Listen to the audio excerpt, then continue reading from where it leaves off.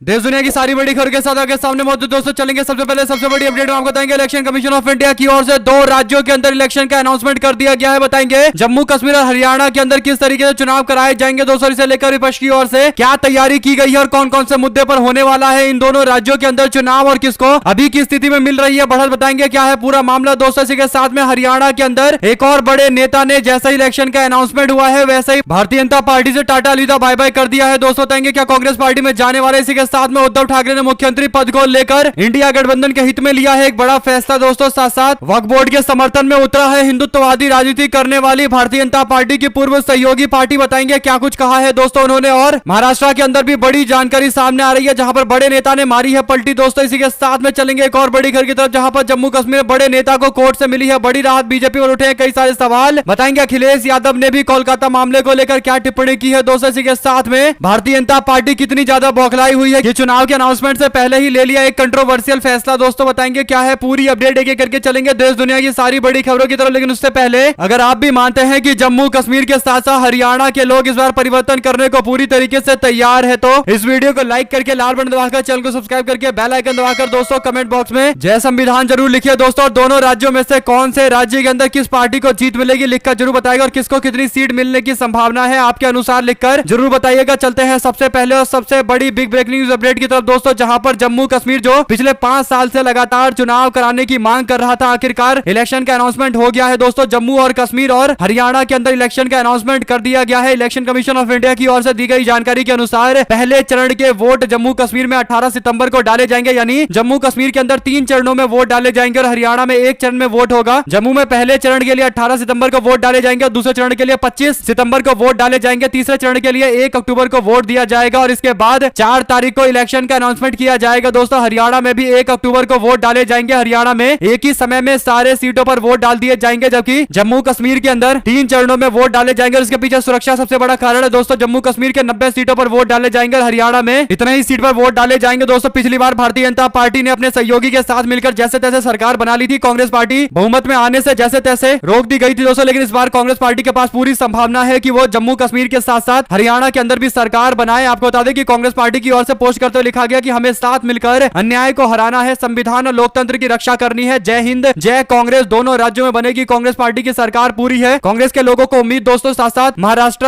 के साथ साथ अन्य राज्यों में भी चुनाव होने वाले हैं। झारखंड में हो सकता है कि महाराष्ट्र और झारखंड के एक साथ चुनाव करवा दिए जाए। ऐसे में महाराष्ट्र के पूर्व मुख्यमंत्री उद्धव ठाकरे ने शुक्रवार को कहा कि चुनाव से पहले सीएम फेज का ऐलान होना चाहिए। पवार साहब और कांग्रेस पार्टी के नेता पृथ्वीराज चौहान जिसे भी सीएम के तौर पर आगे करेंगे मेरा समर्थन उसको रहेगा। दरअसल महाविकास अघाड़ी गठबंधन ने अपने कार्यकर्ताओं की एक बड़ी बैठक बुलाई थी, इसमें सारे वरिष्ठ नेता मौजूद रहे। इस दौरान दोस्तों ये बात स्पष्ट कर दी गई है खासकर पूर्व मुख्यमंत्री उद्धव ठाकरे के द्वारा कि जिसको भी चुना जाएगा नेतृत्व करने के लिए उद्धव ठाकरे उसके साथ खड़े रहेंगे, लेकिन मुख्यमंत्री पद पर अनाउंसमेंट जरूर होना चाहिए। कुल मिलाकर दोस्तों शिवसेना यूबीटी इस बात की डिमांड कर रही है। और ऐसे में जब पिछली बार महागठबंधन की सरकार बनी थी तो उद्धव ठाकरे उसका चेहरा हुआ करते थे, तो अब उम्मीद की जा सकती है कि उद्धव ठाकरे को ही फिर से चेहरे के तौर पर अनाउंसमेंट किया जाएगा। दोस्तों आप लोगों का क्या मानना है, किसको मुख्यमंत्री पद पर उम्मीदवार के तौर पर आगे करके चुनावी मैदान में महाराष्ट्र के अंदर इंडिया गठबंधन को उतरना चाहिए, लिखकर जरूर बताएगा। चलते हैं एक और बड़ी खबर की तरफ जहां पर हरियाणा के विधानसभा चुनाव का ऐलान होते ही जननायक जनता पार्टी को एक बड़ा झटका लगा है। सूबे के उकलाना से पार्टी के विधायक और पूर्व मंत्री अनूप धानक ने जननायक जनता पार्टी से अपने तमाम पदों से इस्तीफा दे दिया है। बता दें कि अनूप धानक पूर्व में भारतीय जनता पार्टी जननायक जनता पार्टी सरकार में मंत्री रह चुके हैं और जननायक जनता पार्टी के नेता दुष्यंत चौटाला परिवार के बेहद करीबी माने जाते रहे हैं। अनूप धानक के इस्तीफे को विधानसभा चुनाव से ठीक पहले पार्टी के लिए एक बड़े झटके के तौर पर देखा जा रहा है। दोस्तों बता दें कि हरियाणा में सभी 90 विधानसभा सीटों पर 1 अक्टूबर को मतदान होंगे और 4 अक्टूबर को नतीजे आएंगे। मुख्य निर्वाचन आयुक्त राजीव कुमार ने शुक्रवार को चुनाव कार्यक्रम घोषणा की है। हरियाणा और जम्मू कश्मीर के अंदर इलेक्शन के अनाउंसमेंट के बाद अब दोनों राज्यों के अंदर सारी पॉलिटिकल पार्टी की ओर से प्रतिक्रिया सामने आ गई है दोस्तों, लेकिन जननायक जनता पार्टी के नेता ऐसा लग रहा है कि धीरे धीरे करके पार्टी से अलविदा टाटा बाय बाय कहने वाले हैं और आने वाले दिनों के अंदर इस पार्टी का नामो निशान बचेगा। ये सबसे बड़ा सवाल है क्योंकि इनके चाचा की पार्टी आईएनएलडी काफी अच्छा परफॉर्मेंस कर रही है। हरियाणा के अंदर लगातार पार्टी का काफिला बढ़ता जा रहा है और उन्होंने बीएसपी के साथ में अलायंस भी कर रखा है। तो जननायक जनता पार्टी इस बार हरियाणा में क्या कुछ कर पाएगी, ये बड़ा सवाल प्रश्न चिन्ह है दोस्तों। साथ साथ महाराष्ट्र के पूर्व सीएम और शिवसेना यूबीटी के नेता उद्धव ठाकरे ने बैठक में जो अनाउंसमेंट किया है उसके बाद अब महाविकास अघाड़ी गठबंधन में जबरदस्त तरीके की एकता देखने को मिल रही है। और ऐसे में महाराष्ट्र के पूर्व सीएम उद्धव ठाकरे ने भी खुलकर एक और बात कही है दोस्तों। उन्होंने वक्फ बोर्ड के मामले को लेकर अपना बयान स्पष्ट कर दिया है। आपको बता दें कि कुछ वक्फ बोर्ड के समर्थन में आकर लोग उनके घर के बाहर प्रदर्शन कर रहे थे। माना जा रहा था कि वो इंडिया गठबंधन नहीं बल्कि एनडीए गठबंधन के नेता हैं जो विरोध करके कहीं ना कहीं दबाव दबाव बनाने की कोशिश कर रहे हैं उद्धव ठाकरे पर, लेकिन उद्धव ठाकरे भी मंजे हुए नेता है दोस्तों। उन्होंने स्पष्ट तौर पर ऐलान कर दिया कि मैं ऐलान कर रहा हूं कि अगर वक्फ बोर्ड या किसी मंदिर या धार्मिक संपत्ति को किसी ने छूने की कोशिश की तो मैं ऐसा नहीं होने दूंगा। ये मेरा वादा है, यह किसी बोर्ड का सवाल नहीं है बल्कि हमारे मंदिरों का मामला है। जैसा कि शंकराचार्य ने कहा कि केदारनाथ मंदिर का 200 किलो सोना चोरी हुआ तो इसकी जांच जरूर होनी चाहिए। इसके अलावा ठाकरे ने कहा कि मैं इस बात पर चर्चा के लिए तैयार हूं। आपने महायुति ने और हमने महाविकास अघाड़ी गठबंधन ने इस देश और राज्य के लिए क्या किया? वे नगर निगम के चुनाव नहीं करा रहे हैं, ना ही उन्होंने अभी तक चुनाव की तारीख को लेकर कोई फैसला लिया है। यानी दोनों सरकारों में क्या क्या काम किए गए इस पर चर्चा करने को भी तैयार है, लेकिन भाजपा के लोग क्या इस चुनौती को स्वीकार करेंगे? बड़ा सवाल रहेगा दोस्तों। इसके साथ में भारतीय जनता पार्टी के नेता और पूर्व सांसद भंडारा क्षेत्र के गोडिया शिशुपाल पाटले ने कांग्रेस पार्टी ज्वाइन की है दोस्तों। उन्होंने कांग्रेस पार्टी के नेता नाना पटोले की मौजूदगी में पार्टी का दामन थामा है। कुल मिलाकर कांग्रेस पार्टी महाराष्ट्र को लेकर भी एकदम सेंसिटिव होकर आगे बढ़ रही है दोस्तों, और पार्टी को लगातार समर्थन भी मिलता जा रहा है। साथ साथ जम्मू कश्मीर के अंदर जो इलेक्शन के अनाउंसमेंट किए गए हैं तो मल्लिकार्जुन खड़गे ने कहा कि सुप्रीम कोर्ट ने भारतीय जनता पार्टी की सरकार को डेडलाइन दिया था, कहा था इसके अंदर चुनाव कराया जाए, तब जाकर यह चुनाव अनाउंसमेंट हुआ है। ये इलेक्शन एक तो पहले करवा देने चाहिए थे। लोगों के संवैधानिक अधिकारों की रक्षा करते हुए मोदी सरकार पूरी तरीके से जम्मू कश्मीर पर कंट्रोल करना चाहती है और इसीलिए जुलाई महीने के अंदर उन्होंने एलजी की पावर को और ज्यादा बढ़ा दिया। Rule under section 55 of Jammu Kashmir reorganisation act 2019 में बदलाव किए गए और सेक्शन 55 में बदलाव करके एलजी वहां के जो गवर्नर है, लेफ्टिनेंट गवर्नर है, उनकी सख्तियां बढ़ा दी गई है दोस्तों। यानी विधानसभा के ऊपर उनकी अच्छी खासी पकड़ हो जाएगी और आराम से विधानसभा को कंट्रोल किया जा सकता है। दिल्ली से भी ज्यादा मजबूत एलजी बनाया गया है। और ऐसे में और भी सवाल खड़ा करते हुए जम्मू कश्मीर को लेकर कांग्रेस पार्टी के नेता मल्लिकार्जुन खड़गे बोले, कहा अचानक से चुनाव के अनाउंसमेंट से पहले बड़ी संख्या में अधिकारियों का जो ट्रांसफर किया गया है ये साफ तौर पर कई सारे संदेह उत्पन्न करता है। साथ साथ उन्होंने आगे कहा कि पिछले दशक में मोदी सरकार ने जम्मू कश्मीर के अंदर कई सारे एक्सपेरिमेंट करने की कोशिश की है, लेकिन हर बार जनता ने इनको सबक सिखाया है। इस बार भी ऐसा ही होगा, संविधान की जीत होगी। उन्होंने आगे कहा कि जम्मू कश्मीर के अंदर जब से मोदी की तीसरे शासनकाल की सरकार बनी है तब से 18 आर्मी और सिक्योरिटी पर्सनलों की मौत हो गई है, उनकी शहादत हुई है और 27 अभी तक आतंकवादी हमले हुए हैं। इसके बाद उन्होंने लद्दाख का भी मुद्दा उठाया। उन्होंने कहा कि लद्दाख के पास पहले 4 असेंबली की सीटें हुआ करती थी, लेकिन जब से 370 हटाया गया, लद्दाख को अलग किया गया, उसे अलग से यूटी बनाया गया, वहां पर कोई विधानसभा नहीं है और उनके पास कोई अपना एमएलए नहीं है जो पहले हुआ करता था। ये तो उनके संवैधानिक अधिकारों के हनन का मामला है। जम्मू कश्मीर एक बदलाव की ओर आगे बढ़ रहा है और वो आगे देख रहे हैं कांग्रेस पार्टी के साथ मिलकर, उनके सहयोगी के साथ मिलकर राज्य में न्याय स्थापित करने के। और इसीलिए कांग्रेस पार्टी के कार्यकर्ताओं और नेताओं से अपील की गई है कि ज्यादा से ज्यादा संख्या में हार्डवर्क करे, मेहनत करे, लोगों से मिले और न्याय सुनिश्चित करने के लिए उनको वादा करे कि कांग्रेस की सरकार बनेगी तो वादा पूरा किया जाएगा, न्याय दिलवाया जाएगा जम्मू कश्मीर को। अगर आप भी मानते हैं दोस्तों कि कश्मीर और पूरे जम्मू क्षेत्र के अंदर इस बार कांग्रेस पार्टी का जबरदस्त रिवाइवल हो सकता है, वापसी हो सकती है, तो अपनी राय जरूर लिखकर आएगा। साथ साथ नेशनल कॉन्फ्रेंस के अध्यक्ष फारूक अब्दुल्ला को चुनाव से पहले बड़ी राहत मिली है। ईडी द्वारा दर्ज किए गए मनी लॉन्ड्रिंग के मामले को हाईकोर्ट ने रद्द कर दिया है। जम्मू कश्मीर हाईकोर्ट के आदेश सितंबर में होने वाले जम्मू कश्मीर विधानसभा चुनाव के मद्देनजर बहुत बड़े हैं दोस्तों। जस्टिस संजीव कुमार की एकल पीठ ने 14 अगस्त को कहा कि मुझे याचिका के वकील की दलील में कुछ दम नजर नहीं आ रहा। शिकायत चार्जशीट और नामित विशेष न्यायालय द्वारा दिनांक 18 मार्च को जो आदेश तय किए गए थे उसे आरोप रद्द किए जाते हैं। कुल मिलाकर दोस्तों उनके खिलाफ कार्रवाई की गई थी। अब ये सवाल है कि भारतीय जनता पार्टी राजनीतिक फायदा लेने के लिए सरकारी एजेंसियों का इस्तेमाल कर रही है। ईडी का भी इस्तेमाल इसी तरीके से किया गया है। आपकी क्या राय है लिखकर जरूर बताएगा। चलते हैं एक और बड़ी खबर की तरफ, जहां पर उत्तर प्रदेश की 10 विधानसभा सीटों पर उपचुनाव की तैयारी तेज हो गई है दोस्तों। उपचुनाव को लेकर समाजवादी पार्टी और भारतीय जनता पार्टी अपने अपने दावे कर रही है। इन सबके बीच समाजवादी पार्टी के अध्यक्ष अखिलेश यादव का बयान आया। उन्होंने कहा कि जब भी उपचुनाव होंगे समाजवादी पार्टी भारतीय जनता पार्टी को हराएगी। अधिकारियों के माध्यम से चुनाव जीतना चाहते हैं, अधिकारियों को हटाना, अधिकारियों की पोस्टिंग करना, इनकी शिकायत समाजवादी पार्टी चुनाव आयोग को करेगी। मीडिया से बात करते हुए अखिलेश यादव ने साफ कर दिया है कि अब चुनाव जीतने के लिए समाजवादी पार्टी पूरी तरीके से तैयार है। तमाम इनकी कोशिश के बावजूद भारतीय जनता पार्टी को हार मिलेगी। साथ साथ दोस्तों सोशल मीडिया पर कई सारे प्लेटफॉर्म है जो सर्वे के नाम पर कई सारे अलग अलग तरीके के दावे करते हैं। ऐसे ही हरियाणा को लेकर एक प्री पोल सर्वे का दावा किया गया है इलेक्शन ट्रैकर की ओर से। उन्होंने बताया है कि हरियाणा के प्री पोल इलेक्शन की बात करें तो 90 की 90 सीटों में से अगर आप देखेंगे तो कांग्रेस पार्टी और उनके साथियों को 58 से +- 4 सीटें मिल सकती है, यानी 62 से लेकर 54 के आसपास उनकी सीटें रहने वाली है। भारतीय जनता पार्टी को लेकर दावा यह है कि 22 +- 4 रहने वाली है, यानी 18 से लेकर 26 तक का आंकड़ा कुछ भी बीजेपी का हो सकता है। आईएनएलडी पार्टी यानी अभय चौटाला की पार्टी का इस बार रिवाइवल होने वाला है। उनको 8 सीटें मैक्सिमम और मिनिमम 4 सीटें मिल सकती है। यानी दोस्तों जननायक जनता पार्टी इस बार टाटा अलविदा बाय बाय की ओर आगे बढ़ रही है। लोगों को पता चल चुका है कि ये केवल भारतीय जनता पार्टी के साथ सांठगांठ करने और अपने पिता को जेल से बाहर निकालने के लिए चुनाव लड़ रहे थे। साथ हरियाणा के असेंबली इलेक्शन में वोटिंग परसेंटेज को लेकर दावा यह है कि कांग्रेस पार्टी को या तो 44% वोट मिल सकता है या 40% के आसपास वोट मिल सकता है। बीजेपी को 33 से लेकर 29% के आसपास वोट शेयर मिल सकता है। एनएलडी और बीएसपी के अलायंस को 9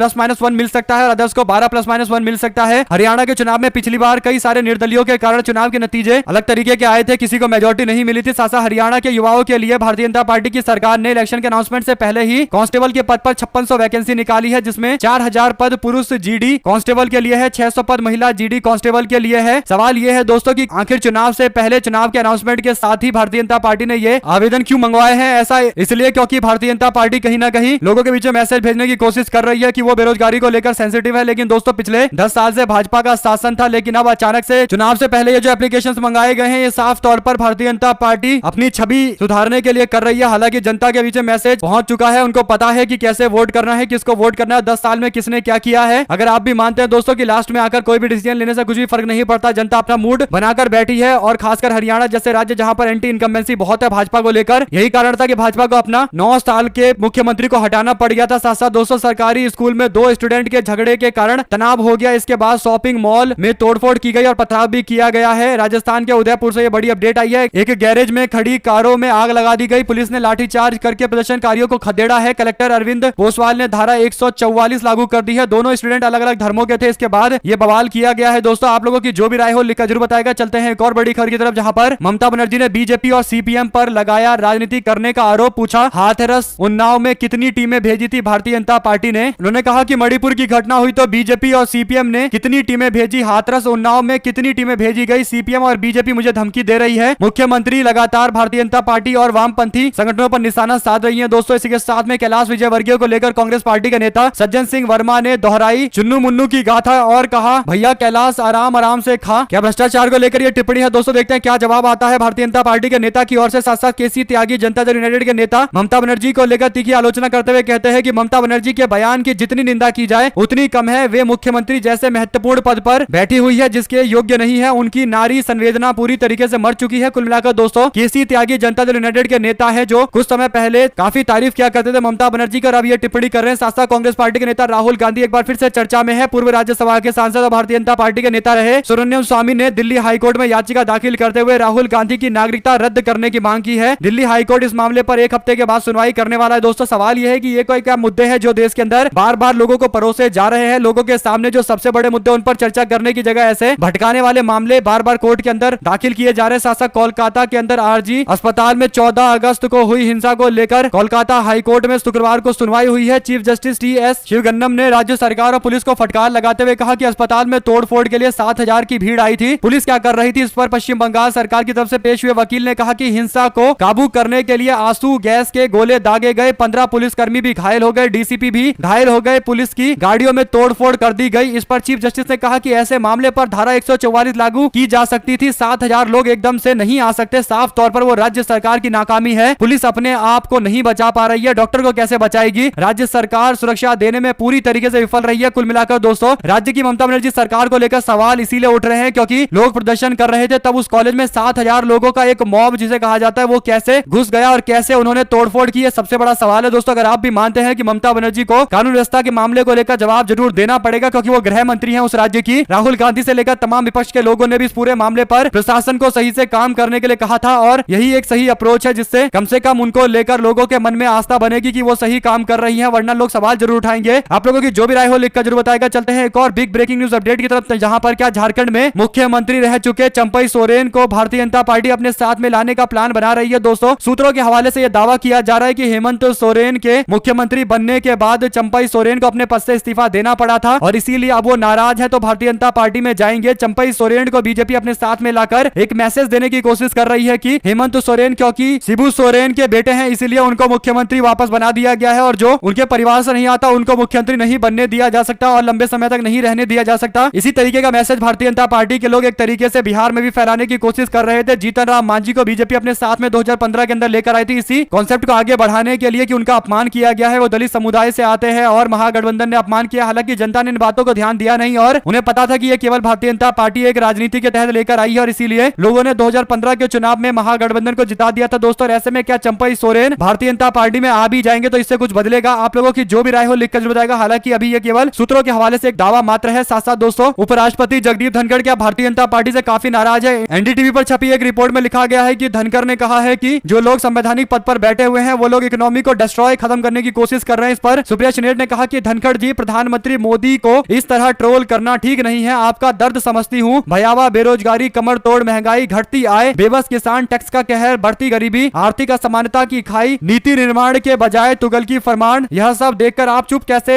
रह सकते हैं और कैसे रहा जाएगा? आपने कहा है ये बातें सही है। कुल मिलाकर दोस्तों जगदीप धनखड़ क्या भारतीय जनता पार्टी से नाराज है? ये बड़ा मामला है। साथ साथ वन नेशन वन इलेक्शन को लेकर भाजपा के लोग ढोल पीट रहे थे। चुनाव से पहले ऐसा लग रहा था कि अब नहीं तो कल BJP one nation one election को इंपोज कर ही देगी, देश के अंदर लागू कर ही देगी। हालांकि दोस्तों ये केवल एक जुमला है, ऐसा इसलिए क्योंकि 4 राज्यों में चुनाव होने वाले थे, जम्मू कश्मीर, हरियाणा, झारखंड और महाराष्ट्र। लेकिन इलेक्शन कमीशन ऑफ इंडिया की ओर से 2 राज्यों में एक साथ चुनाव कराए जा रहे। एक है हरियाणा, दूसरा है जम्मू एंड कश्मीर। यानी आप समझ सकते हैं कि जम्मू कश्मीर जहां पर 3 फेज में इलेक्शन करवाने पड़ रहे हैं और जम्मू कश्मीर के साथ केवल हरियाणा के चुनाव ही हो पाएंगे। सुरक्षा का इतना बड़ा मामला है, तो ऐसे में अगर 4 राज्यों के चुनाव इस साल होने वाले तो उसमें से 2 राज्यों के चुनाव बीजेपी एक साथ करवा पा रही है। इलेक्शन कमीशन ऑफ इंडिया की ओर से मात्र एक बार 2 राज्यों में चुनाव करवाए जा सक रहे हैं, तो फिर तो सवाल खड़ा होगा ही कि वन नेशन वन इलेक्शन कैसे लागू हो पाएगा? नरेंद्र नाथ मिश्रा बोले, कहा इधर वन नेशन वन पोल की बात, उधर चुनाव आयोग 4 राज्य का चुनाव एक साथ नहीं करा पा रही है। कौन आयोग को इसके लिए रोका है? ये बड़ा सवाल इसलिए भी है दोस्तों क्योंकि वन नेशन वन इलेक्शन में तो 28 राज्य होंगे और कई सारे केंद्र शासित प्रदेश होंगे। हर जगह चुनाव कराना, एक साथ कराना, हर जगह की सिचुएशन अलग अलग है। कहीं सिक्योरिटी को लेकर कंसर्न है, कोई राज्य इतना बड़ा है कि वहां पर एक साथ चुनाव कराएंगे तो सारे